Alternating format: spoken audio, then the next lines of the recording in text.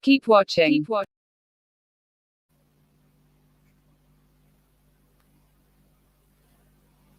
Thank you, Mr. Mayor-elect. Today marks another important step toward building out the Mayor-elect's vision of a team committed to good government. Any talk about having a commitment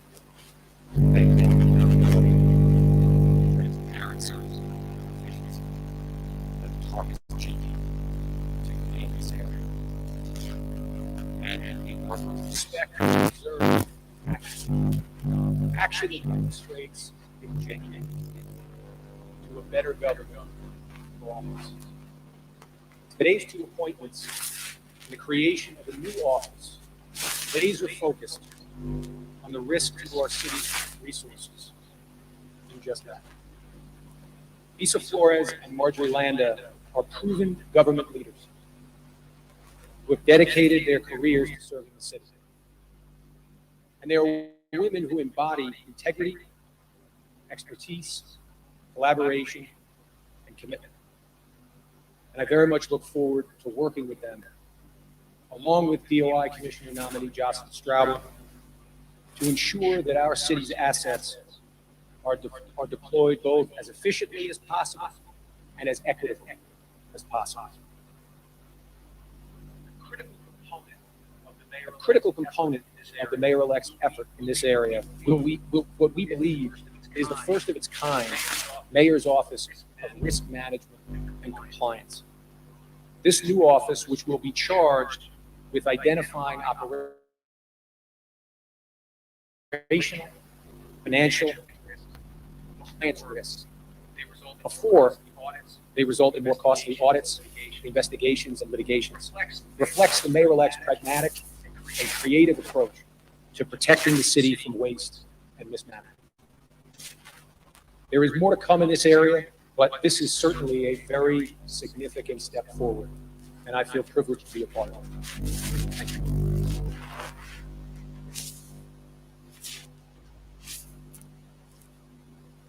So now we're going to bring on the Director of Mayor's Office of Contract Services, Ms. Lisa Flores.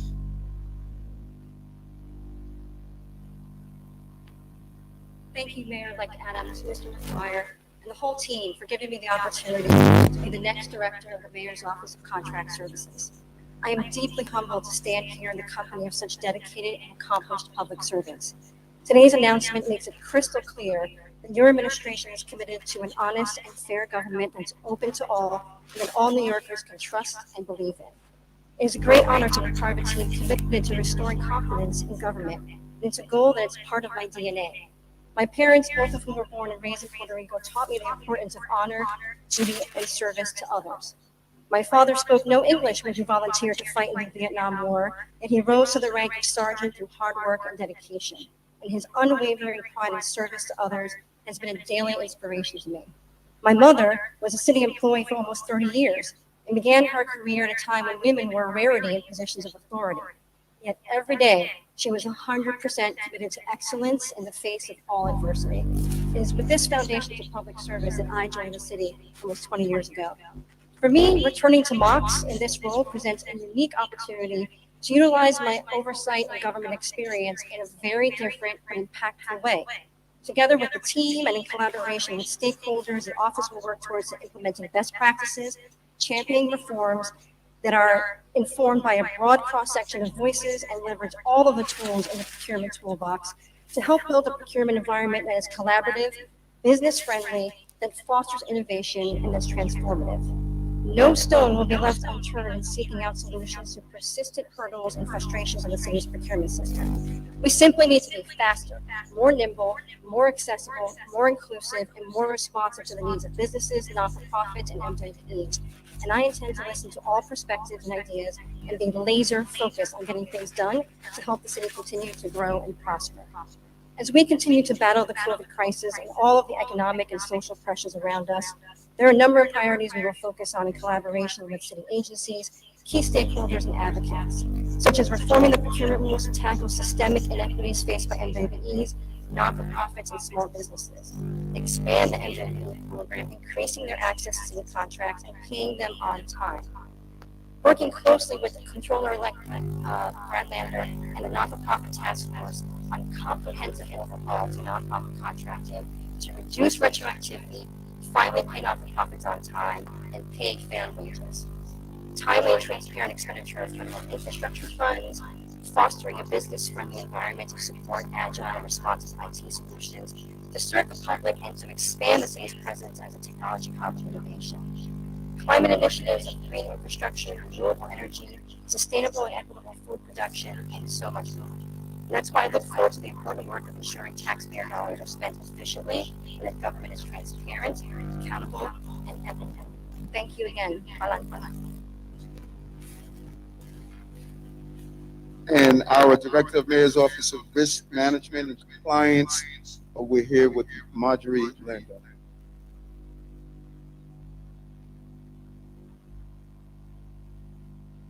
Good afternoon.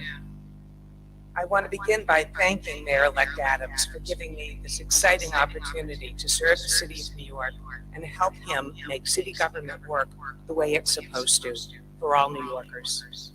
By creating the Mayor's Office of Risk Management and Compliance at the very beginning of his administration, this mayor is setting the bar high for competence, transparency, and accountability in all city agencies.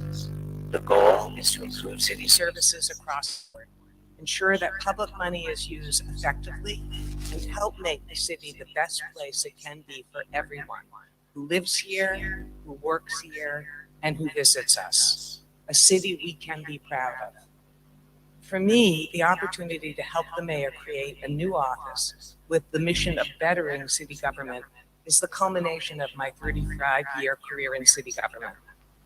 My parents were children of immigrants who cherished the opportunities that they got in this country, and they raised me to give back. With that spirit, I attended law school with a scholarship for students committed to public service and have been blessed with a long career protecting the city's interest in 3 outstanding agencies: the City Law Department, the Department of Investigation, and most recently, the Office of the Controller. As a result, I have at one time or another investigated or audited or represented every single city agency in city government, some of them more than once. In all of those jobs, I've seen how important it is for the city to get out in front of problems by spotting and fixing weaknesses and vulnerabilities before they allow waste, fraud, and abuse to take hold, draining city funds and degrading vital services. The Mayor's Office of Risk Management and Compliance will do just that. Mayor-elect Adams has tasked this office with working proactively with every city agency to identify and find solutions to problems that waste city funds and hamper the delivery of programs and services. To do this, the office will engage directly with each agency, not as an adversary, but as a partner, to assess operational and financial risks, identify management weaknesses, prevent waste, and strengthen the controls that help agencies deliver the services that we all need. The risk-based, forward-looking focus of this initiative sets it apart from the work of other existing oversight agencies that primarily respond only after problems have occurred. New York City's strong mayor form of government gives this administration a meaningful opportunity to shape and guide problem-solving within each agency and across agency lines, and will enable the establishment of successful strategies and standards throughout the government. Agencies will be able to break out of their silos and learn from one another, sharing lessons on the compliance strategies that work and those that didn't. And it will position the mayor's office to provide support as needed and to respond quickly when problems emerge. So, thank you, Mayor-elect Adams, for setting the bar high. I look forward to helping you make sure that it stays there. Thank you. We're gonna have on-topic questions. Katie? Hi, good afternoon. My question, since you have talked about rooting out corruption and other issues and inefficiencies in agencies, are there certain agencies that are kind of on the hit list, I guess, initially that you're looking at? And so could you name them? I am concerned with budgets in certain agencies, and I believe the professionals look at them, make a determination. I'm concerned that we just can't seem to get it right now. Why do you have so many outstanding tickets? Why are we seeing a lack of repairs? We're going to partner with our amazing new chief information officer to build out some form of NYCHA staff so we can track the tickets, the outcomes of how are the vendors providing their services. We need to really have a deep dive. And you've heard me say it over and over again. We're spending $38 billion in education. 65% of Black and brown children never reach proficiency. I mean, you could just wake up in the morning and get 65%. We need to get into the Department of Education, find out where are these dollars going? What are we doing? How come we're not screening children for dyslexia? How come we're not having a foster care program so our children are not aging out? The DOE is crucial to me. And the Department of Corrections. We are not looking at what we're doing in the DOC, and that's part of my, this office is going to look at all of our agencies to see how we can do a better job. So there's a number of agencies that are just taking taxpayers' dollars, and we're not producing a good product. We have to produce a better product. Julia Marsh? Thank you. How are you? Well, how are you? Thank you. I like what you said, we're taking a bit of the comptroller's function and bringing it into City Hall. But one of the reasons why that function is outside City Hall is because there's an independence that comes with it. So how are you going to ensure that this new office has an independence and really has the teeth to, as you said, dig into this waste and mismanagement? Great question. First of all, we want the controllers to stay independent. They have to do their thing. We're going to do partnerships with the controller. Every time he identifies a failure in government, I'm going to stand beside him and tell him, thank you. We're going to take that information. We're going to do better. I said from the beginning, I said he's dysfunctional. So this is not a secret to me. I know it's dysfunctional. And so the controller using his power and his vast auditing abilities to go in is a real win for me. But this office will have its teeth because the chief counsel is going to bring in all of our chief counsels. They're going to understand that this is coming directly from the mayor. When they reach out to an agency, that agency will respond. They're going to receive the support that they need so that we can use taxpayers' dollars better. They have the full weight of my office to do their job. No one will fail to turn up the information that they need to get the job done. On topic.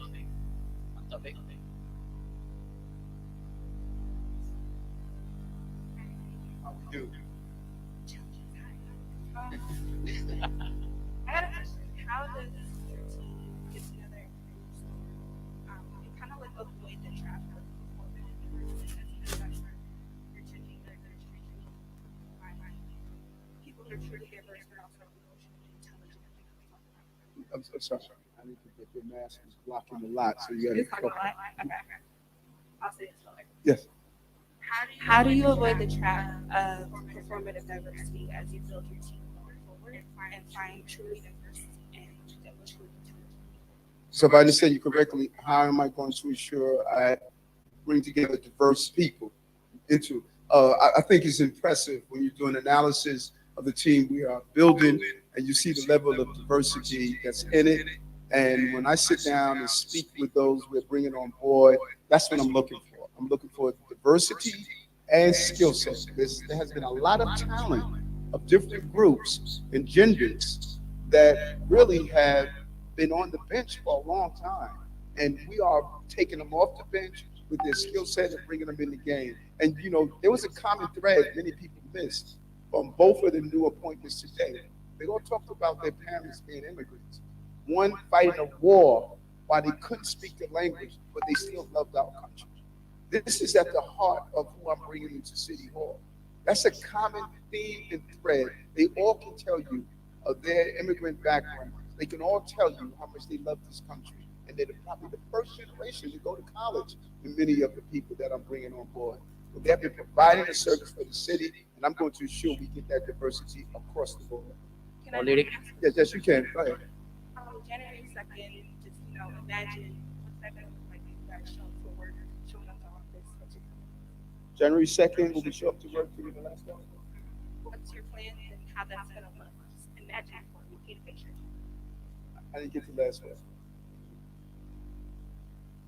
Oh, it's good. The picture is going to be, you know, I did a number first already. You know, first African American and Latino commissioner in the police department, and happened to be a woman. First Latino to head the Department of Corrections. When you look at the 5 amazing women who have joined our team as deputy mayors, you know, first South Asian. I mean, you're going to hear first so much that you're going to just be amazed at how we're just going to break barriers in so many ways. Adonis Rodriguez, the first Latino to become the head of Department DOT. And so you're going to see New York. I said this on the campaign trail. My administration is going to be reflective of New York. And being diverse and having diversity does not mean I'm excluding competent white men and white women, because that is part of New York also. You know, it's crucial to me that we bring the entire city together. We don't have to be inclusive to be inclusive. And you're going to see on the 2nd and continuing, because the transition is not going to end on the 2nd. You're going to see throughout. You're going to see us bringing on new talent, young talent, talent of people who are octogenarians, who are seniors. We want to combine combination. Those who are living with disabilities, we're going to show that all New York is a part of my administration. Political on topic.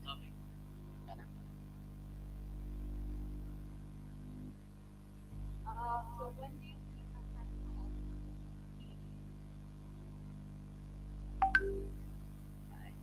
Built, fulfilled? fulfill the entire team. Yeah. Well, you know, in City Hall, you never get it complete. You know, people come, people go. We're going to continuously do an evolution. I have an amazing appointment committee that's put in place. The leader of that committee, that's the team that's together. They're looking for talent. We probably have about 1,300 resumes that people are excited about joining our team. We're going to have the heart of our team done by the middle of January. We have to continue to build out in other agencies. Those who buy into the Eric Adams plan, government. All those who come on board will go through our orientation. But we want people, we're not just hiring people to be in City Hall. They have to buy into our vision, our concept, and our way of doing business. And so we will have the majority of the leadership in place by the middle of January, and then you figure by the time the end of January, beginning of February, we will have a full complement. But we're going to constantly put in place a way of recruiting new people to be part of the administration. Off topic now. Courtney Gross, year 1. Yes. Hi. Can you hear me? How are you? Yes, we can. I'm good. Thank you. I hope you're well. Yes. So before the holiday, there was some discussion of whether or not you're going to continue to potentially appoint a deputy mayor for public safety. Wanted to check in on that, whether or not that is still within your plans and whether you still consider Mr. Banks for an appointment. Yes, it's still in my plans to do that appointment. We are looking at all the candidates, and there's been a lot of reports that we delayed because of reports that we delayed because of this or that. They are not true. We are moving on Eric Adams' schedule. We're not attempting to outpace anyone. I'm moving towards a very methodical and smart way of building a team. We have done so many appointments, and they're lined up, and we are right on target where we want to be. And yes, I am going to have a deputy mayor of public safety, and the goal of that deputy mayor is to combine all of our law enforcement agencies. We have so many in the city that are not operating on one concept, and that is what I'm going to do. And so I'm looking forward to rolling out that. Jacob, and then How are you? That was a great old picture that you sent. What would be your level of outreach to different communities who are lacking in terms of vaccines, boosters, to just make sure that they actually get to those sites, that they actually get tested regularly, so you can monitor what's lacking and how you provide them more resources? I am a big believer on credible messages. I don't believe we do a great job in building out credible messages. I'm going to have a series of meetings with those who are part of our census team. We have not done a great job of deploying them, and we need to give them resources. We're having them do the job, but we're not giving them the resources to do so. And so we want to build out our census team. They already made inroads with various communities in the city. This is not an English-only speaking city. And so we are going to really empower using our CAU unit. We'll be announcing the head of that unit soon, but we're going to use them to empower our census team to use the various ethnic groups, the various languages, to go into these communities and find the right incentive to get people vaccinated. Booster shots are crucial. The next day or so, we're going to roll out our official plan on what we're going to do in the upcoming year. But the goal is to really look at those credible messages and get them inside the communities and do the hard work that's needed. Dana Rubenstein from the New York Times. Dana? Sorry, I actually didn't raise my hand to ask a question. Oh, good. Evan, Dave. Always, thank you. I wanted to ask you about Mayor de Blasio's presentation this morning that you were a part of. Yes. The school safety code plan. You've said in the past to us when we've had review questions about what's going to happen, mayor. You said there's only one mayor at a time. Yes. When we've asked about, would you be in favor of a vaccine mandate for kids, all the kids in schools, you've said, well, if the science shows that it's okay and it's good, then you would be in favor of it. By virtue of you being there, by Dr. Chachkin being there, by you not saying anything about a mandate, I take it you're saying now you're not in favor of a mandate at this time, and that Mayor de Blasio's plan is also your school COVID safety plan at this time. Well, and I was very sensitive about not creating chaos. That is, there is a lot of anxiety right now. And when I sat down with the mayor a couple of months ago, I said, Mayor, we cannot add to the anxiety. When I'm in the streets, just a level of fear that people are feeling. And when they hear the mayor, the governor, the mayor-elect, when they hear us at each other's throat, when they hear us saying that I'm in contradiction of that, that is adding to their anxiety. All of us saw at the beginning of COVID when they first hit here. It was an embarrassing time to see the mayor and the governor and everyone fighting with each other. I was extremely sensitive not to do that. We have one mayor. That mayor is going to finish his journey on the 31st when I become the mayor of the city.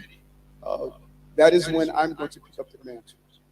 If he does something I disagree with, I won't join him, and I will step back and allow him to articulate his vision for the city. If I agree with him, then I would join with him and we stand side by side. I believe the science must be the prevailing source that we look at.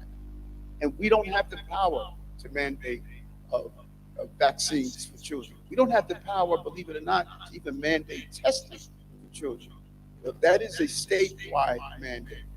If the science is telling us we need to vaccinate our children, I'm going to comply with the state tells me to do, and I'm gonna follow the law. One thing we know for sure, the safest place for our children is the school.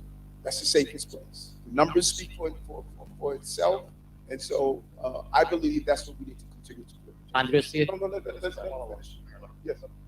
By you not disagreeing with the mayor on that, and it's fine to say that this is your plan for at least the next few weeks anyway, when we assume that is also your school COVID safety plan. We're going to roll out our plan. It's going to be a very clear plan.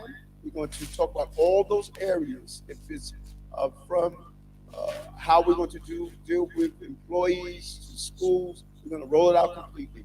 Let's let Mayor de Blasio, who I believe has done a good job of this pandemic, let's let him continue and let's stay together to lead with one voice. That's what I'm going to do. And I'm hoping that the mayor would do that for me when I'm elected to allow me to lead the city. So we're going to roll out our plan. There's no secret to what we're going to do, but I want him to finish his term and his job that he's doing. In those areas that I agree, I stand with him on. If I disagree, I'm not going to criticize him all on those. I just believe, you know, in what my mother used to say, if you have anything good to say. Andrew Seed. A quick follow-up on Courtney's question for a second. Yes. With regard to Phil Banks, you're naming an anti-corruption team, you're talking about not only appearance of impropriety. Are you saying that the questions that have been raised about Phil Banks from past investigations haven't weighed on you at all as you ponder this for joining your administration? I am clear I'm an avid reader, and I believe it's imperative that we look at this amazing system of justice that we have. Like it or not, I spent my life following the system of justice. Person is innocent until proven guilty. That is what I live by. And Andrew, let's be honest. People have made some unfair allegations about me. You know, when it's proven over and over again that I comply with all rules and regulations. I was the only elected official in this city that had a compliance officer. I had 5 people assigned to just compliance and always follow the rule. And so I'm not going to demonize anyone. We haven't decided who is the public safety person. Others have decided for us. We have not. But I'm going to make sure I find the most talented people to do the job. And I think we're going to show that we're going to adhere to following the rules. And that's why I brought on board an amazing crime fighter, former prosecutor, who's really setting the standards for us. And that's the energy and spirit we want to have. And just real quick on schools, Mike Mulgrew today said it's about time they woke up. Parents and the teachers union have been saying for weeks that there isn't enough testing in schools and that the situation room has been asleep at the switch. What do you make of what Mr. Mulgrew has to say? I like Mike. I think he's an amazing advocate for his members. He has been an advocate for children. You know, we will agree, we'll disagree, but when I look at the overall totality of what he has done, he has been a loud voice for children. And he would tell you for the last month, we probably speak 2 times a day. He has been extremely resourceful and helpful to me in how to navigate what is holding back and some of the fear that parents, teachers, and administrators have. And so I think that he has been a real hero. He has been the modern day Paul Revere, letting us know how serious this issue is. We knew it, but having him on the ground has been very helpful. And I see him as a partner in getting our children back into schools. I'm looking forward to doing so, having our children in that very safe environment. We're doubling the testing.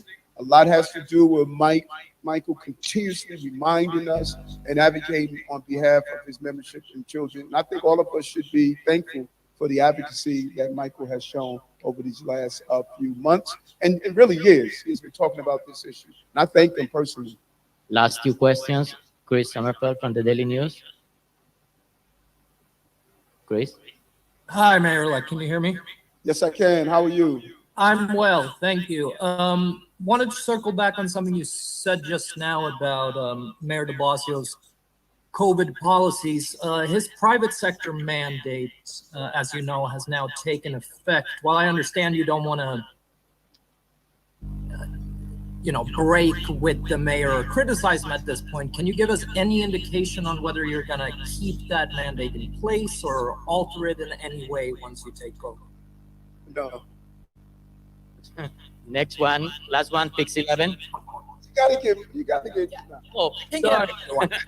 Nayeva, Say, please go ahead. she'll text me later and beat me up. And after that, Pix 11. Oh, sorry, Nayeva. I can't tell here. Thank you, everybody. Congratulations to you guys. For clarity, are you going to be auditing every single city agency and almost the contract from the city? I heard every city agency, I didn't get the second part. And every business contract from the city. So what we're going to do, we're excited about Matt Frazier, who's on our team. There's technology available now using artificial intelligence to get signals that there's a problem in the agency. We need to start using technology to zero in some of the problem areas. And we believe there's technology out there. I've been meeting with a lot of technology thinkers, forward thinkers. And I believe that when you partner technology with the eye of our team that's in place, we'll be able to pinpoint those agencies that we believe are problems and get into those agencies. This is a huge, vast city with over 300,000 employees. With all of the agencies that we have, you want to zero in on where the indicators are. And I think that if we use technology, artificial intelligence, some of the technology that's out there, we can zero in on the patterns. And then it would give enough evidence for Brendan and his team to go in and say, let's look further at the problem. Pix 11, last one. Hello, Mayor-elect. Thank you very much. How are you? Very well. On the final topic of schools, I know you talked about anxiety in the community. I want to talk about anxiety in the school parent community. To what extent, I know you joined the mayor, which in your own words means you don't disagree with him. To what extent were you involved in this policy decision, especially since it's one of the biggest, newest policies that you will inherit? And was test to return ever on the table with this, new supply of at-home testing?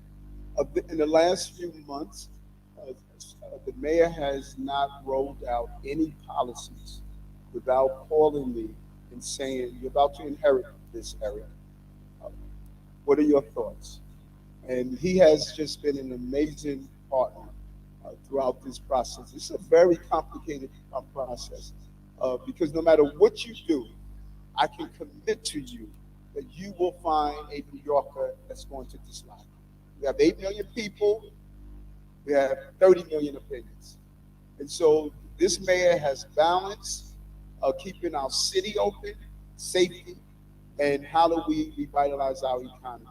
And so there has been many things on the table that we have talked about, from testing every child to how do we make sure, is it a need for a mandating testing? We have discussed all of these things because we're not going to leave any stone unturned in protecting New Yorkers. I know I'm not going to do that, and the mayor does not want to do that as well. So is it safe to say in those discussions, you said all the things that you just discussed, you're 100% on board and going for the sanity of parents, going to keep this for at least a week or two before you tweak it? I am 100% on board that I believe our children must be in school. That's the safest place for them, not only academically, but emotionally. School is a place where children learn socialization. Children are out of harm's way. We allow parents to be able to carry out their jobs. We have to catch up 2 years, potentially, we've lost in education. We can't close our schools again. We have to have our children in school, and I'm going to do everything possible to make sure those children are in a safe place. And we believe that we should not have uncertainties that hurts parents, that hurts children, and we're going to try to be as focused and as precision as possible in disciplining.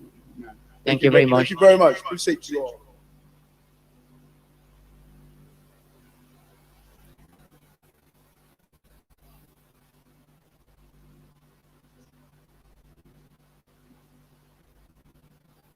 Thank you for watching. I guess this is the end of the announcement.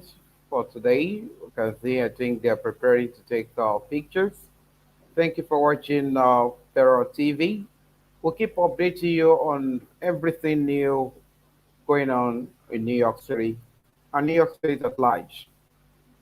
I remain Motio Olawi, the editor of New York Parrot. Thank you once again.